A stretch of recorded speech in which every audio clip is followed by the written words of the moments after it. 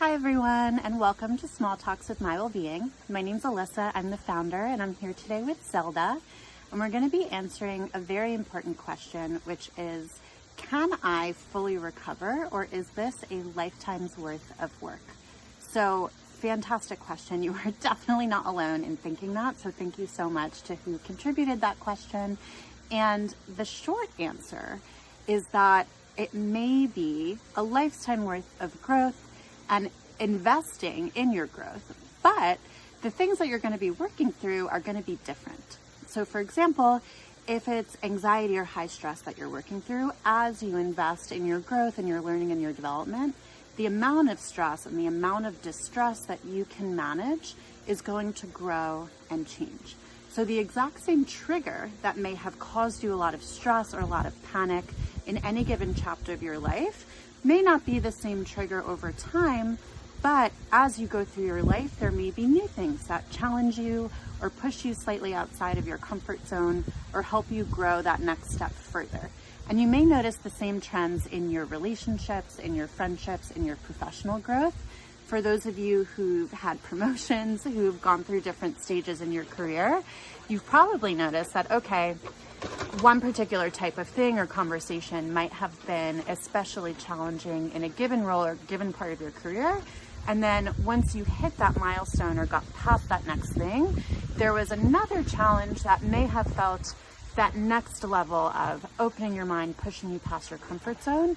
And you look back and you're like, wow, you look back 6 weeks, 6 months, 6 years, and you think about what were the things that caused you pause or posed a challenge for you at that time. And now with your newfound skill set, life experience, relationships, support systems, the thing that stressed you out before now feels like a piece of cake. And it's a similar comparison with training your physical fitness.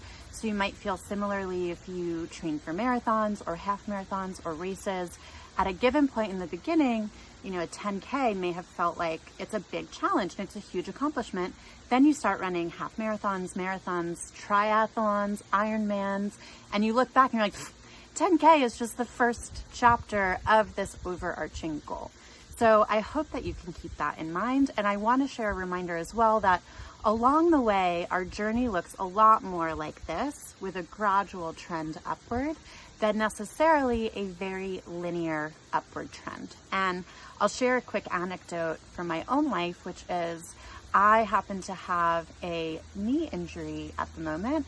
And just a few days ago, I took a cycling class and I thought, wow, I'm fully healed. This is amazing.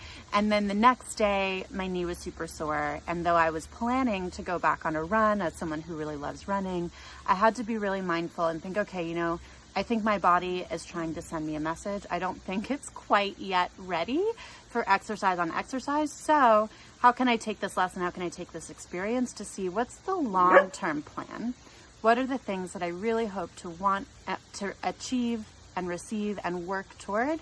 And can I afford any patience or grace or slowing things down a little bit in the immediate short term in order to reach more of that longer term growth? So I hope today's small talk was helpful for you. For any of you who are feeling like you're investing in your growth and it's a never ending journey, I challenge you to change your framing or your headspace a little bit into, wow, I have this opportunity to invest in myself forever or long term. How can we create space in our calendar, space in our work life, space in our personal life to have that really regular investment in a way that doesn't burn us out, in a way that doesn't feel like we're extending far beyond our capacity to make that investment. So if there are things that are especially helpful for you, things that you've learned along the way in your journey, please share in the comments, tag a friend or a loved one who could benefit from this small talk today, and stay tuned in our stories to submit the questions that you'd most like answered. We're here and we're with Small Talks where we answer your questions related to therapy or mental health in 5 minutes or less.